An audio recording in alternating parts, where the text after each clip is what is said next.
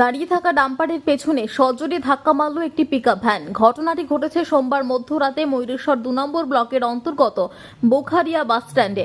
এ বিষয়ে স্থানীয় সূত্রে জানা যায়, সোমবার রাত্রি প্রায় 1:30 নাগাদ সাঁইথিয়া কান্দি রাজ্য সড়কের ওপর ঘটে পথ দুর্ঘটনা।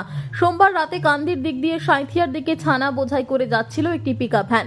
তবে বোখারিয়া বাস স্ট্যান্ডের কাছে রাস্তার পাশে দাঁড়িয়ে ছিল একটি ডাম্পার। সেই ডাম্পারের পেছনে গিয়ে সজোরে ধাক্কা মারে ওই পিকআপ ভ্যানটি।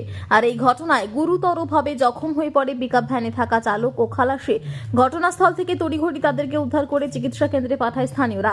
তবে আজ অর্থাৎ মঙ্গলবার সকাল 8:30 নাগাদ ঘটনাস্থলে এসে সেই পিকআপ ভ্যানটিকে উদ্ধার করল ময়ূরেশ্বর থানার পুলিশ প্রশাসন। ব্রহ্মপুরে দীর্ঘ কয়েক বছর ধরে অত্যাধুনিক সুবিধার সাথে শেহান বিমল রায়ের নেতৃত্বে টিচার রতন রায় কারাটের প্রশিক্ষণ দিয়ে চলেছেন।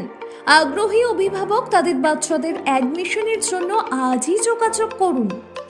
আমাদের নাম্বার 9678190076।